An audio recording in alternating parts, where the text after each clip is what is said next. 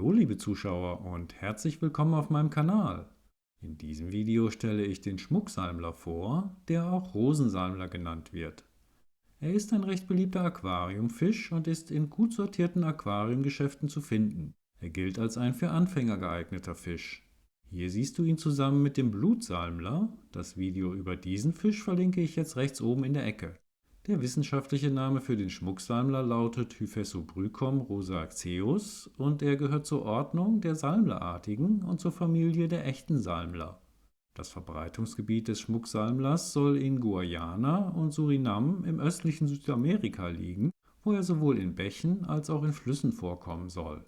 In Guayana herrscht tropisches Klima mit Temperaturen im Jahresmittel um 27 Grad Celsius und es soll 2 Regenzeiten geben, in denen es zu höheren Wasserständen kommen kann. Der Schmucksalmler wird bis zu 4 cm groß. Sein etwas erhöhter und seitlich abgeflachter Körper ist hellgrau bis rot gefärbt, je nachdem wie sich der Schmucksalmler fühlt und wie hell oder dunkel der Untergrund im Aquarium ist. Die Rückenflosse des Schmucksalmlers ist langgezogen und weist einen großen schwarzen Fleck auf.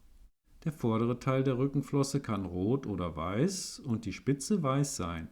Die Rückenflosse soll beim Männchen spitz und beim Weibchen abgerundet sein.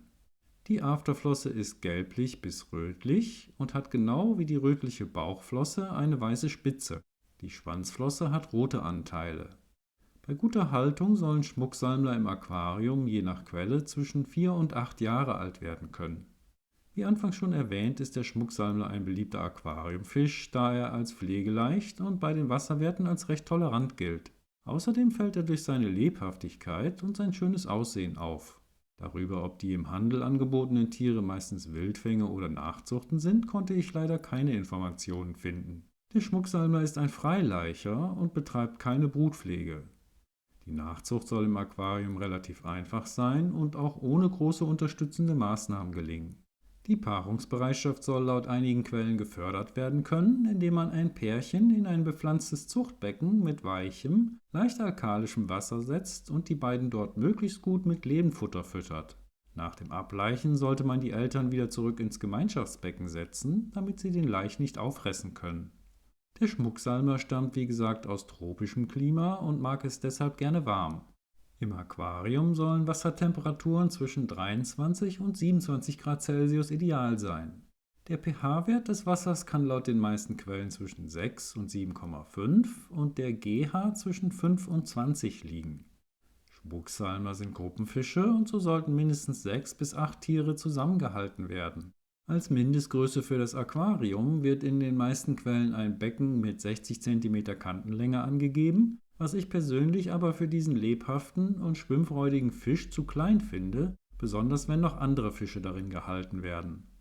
Ein Aquarium mit 80 cm Kantenlänge sollte es nach meiner Meinung schon sein und größer ist wie immer besser. Dort sollte es Bereiche mit Bepflanzung geben, in die sich der Schmucksalmler zurückziehen kann. Neben bewachsenen Zonen braucht der Schmucksalmler aber auch viel freien Schwimmraum. Er soll seine volle Farbenpracht eher über dunklem Bodengrund und bei nicht zu grellem Licht entfalten, weswegen sich der Einsatz von Schwimmpflanzen anbietet. Laut einigen Quellen soll der Schmucksalmler insgesamt etwas lebhafter sein, wenn es im Aquarium Bereiche mit etwas Strömung gibt. Bei der Vergesellschaftung mit anderen Fischen sollte man darauf achten, dass diese nicht zu groß oder gar aggressiv sind und die gleichen Wasserwerte und Temperaturen wie der Schmucksalmler vertragen. Andere Salmler und Panzerwelse gelten als ideale Beifische. Der Schmucksalmler selber gilt als friedlicher Fisch. Beim Futter soll der Schmucksalmler wenig wählerisch sein, solange es in sein Maul passt. Im Aquarium sollen sie feineres Flockenfutter und Frostfutter annehmen. Als Lebenfutter werden in den meisten Quellen schwarze Mückenlarven, Zyklops und Tubifex, aber auch Fruchtfliegen empfohlen. Je abwechslungsreicher das Futter ist, umso besser.